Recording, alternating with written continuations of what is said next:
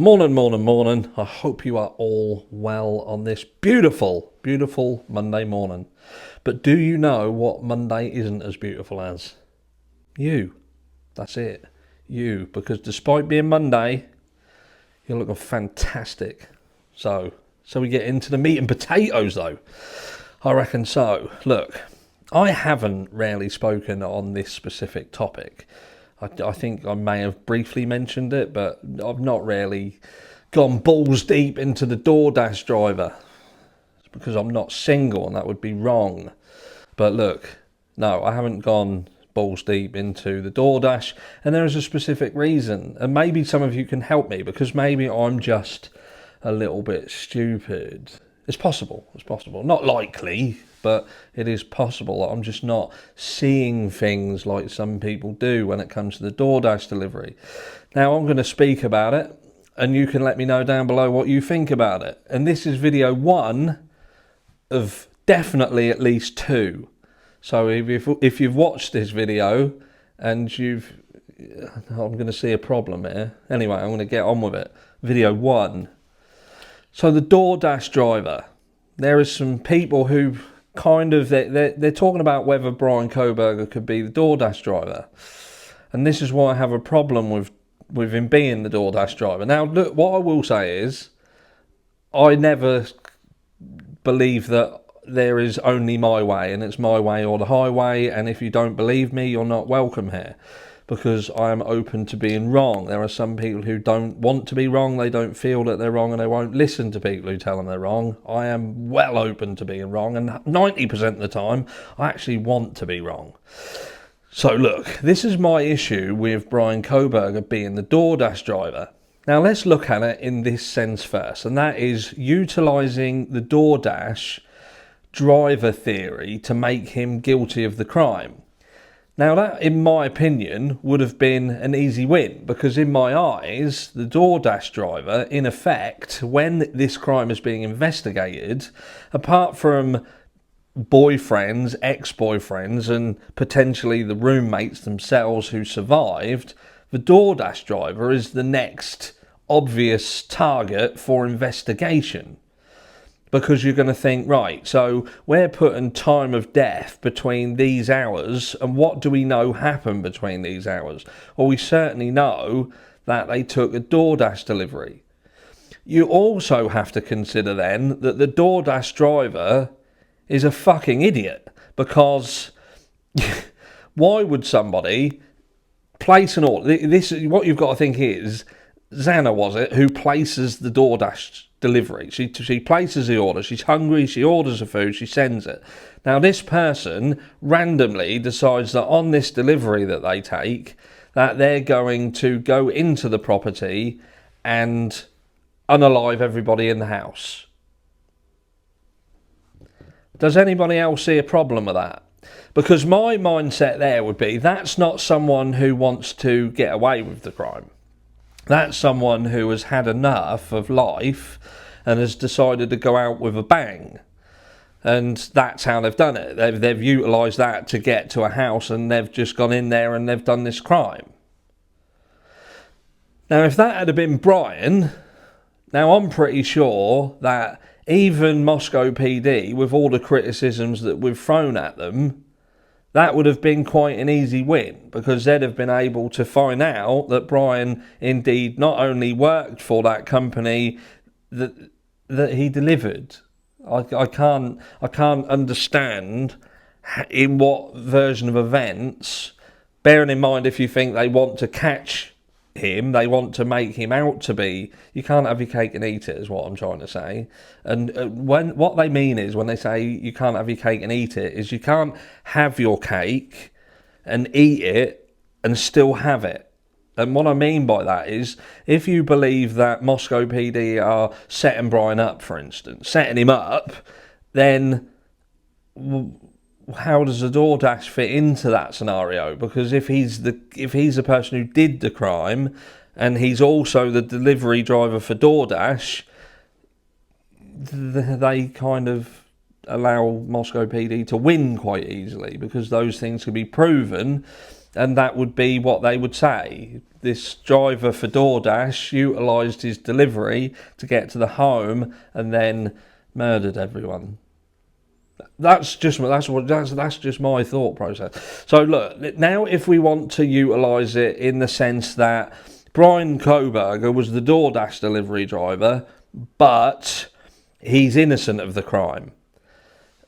How does that scenario work? Well, what we have to then believe is that Bryan Kohberger, so he's not a psycho, he's not someone who murders people, he is what some of us believed him to be, and that is that he's a teaching assistant on his way to becoming a six-figure earning legal something. He's doing a doctorate, he's smart, he pushes other people to excel as well. He's not a fucking idiot.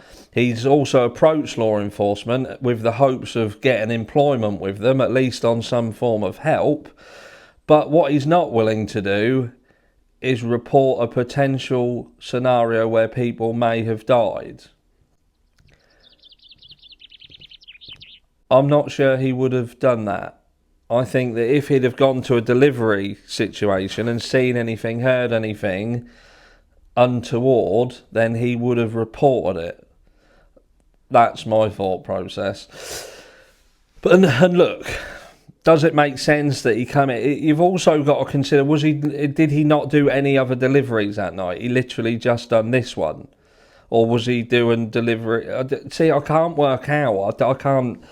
Again, I said at the beginning of this video, maybe I'm just stupid and I can't work out how that works. I seem to struggle with that. Also, it was stated that law enforcement knew who the DoorDash delivery driver was and they cleared them relatively quickly right at the beginning. And again, that goes hand in hand with what I said. When you're looking at investigating this crime, the DoorDash driver would have been one of the very first people that they interviewed. That's it. Now, do we truly believe that Moscow PD didn't find out who the delivery driver was? They didn't interview him, they didn't clear them, or they did look into it, they found out it was Bryan, they hid the fact it was Bryan, lied and said they cleared him, and have gone down this other route of some convoluted way in which they have potentially tried to frame an innocent man who all along was a delivery driver who would have been on scene around the time with which, do you know what I mean? I can't make it work. But let me know, let me know down below. And what I don't want to do is I'm not taking anything away from the people who think that there's a possibility, because I suppose in everything there's a possibility of something. And, there are some excellent theories out there. And there's also some very excellent people who come up with these theories, like the likes of Sleuthy. I've got a lot of time for her. She's very, very good at what she does. And, I would certainly say if you want to learn a bit about this case, then she, for one, would be one person to keep an eye on. But as where a lot of you folks didn't agree with my video on the car yesterday, and the fact that I do believe that there's a potential that in that video clip of that car at that fuel station that has been photographed by a phone on a black and white CCTV footage, that I believe that could potentially be a 2015 Hyundai Elantra and people lose their minds. And look, what I will say to people who talk about this car and they're like saying, oh, it could be a Mercedes, it could be a Fiat, it could be... I get that. There are thousands and thousands and thousands of cars that if you want to make them fit that profile, you could. You could say that it could be not an American car. We could have had someone who imported a British car and sent it over there and done this crime, and it's got caught. And because of the fact it was a British car, that's where the confusion lies. Do you know what I mean? You can say anything about the car, because the reality is that car in that picture is not clear. You cannot see any lines, any details to it. You have literally got a moving vehicle caught on camera on a still frame. and the camera is of extremely poor quality. So my video is just merely pointing out the fact that between the 2011 and 2013 and 15 cars, there is no real aesthetic differences in terms of the profile of that picture that would have been noticeable. The back, the reflectors on the back bumper, yes, they differ as shown in that video, but you can't see them in this picture. The fact that the fog lights, I know there's some people who are talking about the fog lights and the fog lights don't exist. What you've got to understand is this picture is a black and white camera. It's a black and white camera moving at pace. So unless the fog lights are on, you will not see them. They will look like the rest of the body because there's no contrasting. There's nothing to distinguish that there is anything there, unless there was a blank in the front there, like on the earlier models, and it would appear as a black shade against the white background. Anyway, I digress. What I will say in addition to that, though, people must realise that that footage is not the only footage of that car that they have. They will have additional footage from additional cameras. That picture there is not the 4:20 AM picture. And if it is, then that reduces the time with which this crime took place even further. So, look, they have more pictures of this car. 100%. Are we going to see them? Not fucking likely. We're not going to see them until the courts, and then we might not see them either. We just know that they have got a lot. We know they've got more evidence than what we're seeing. It's whether that evidence makes sense. And like I've said countless times, it's not really about putting Bryan there. It's about understanding what he did while he was there and then being able to prove it. But you know, it's this hunt for justice. We're just trying to be honest, but I'll touch on that later on today. For now, this is DoorDash. Is Bryan Kohberger the DoorDash driver? Do you think he is? Let me know down below why or why not. And I will catch you all in the next one.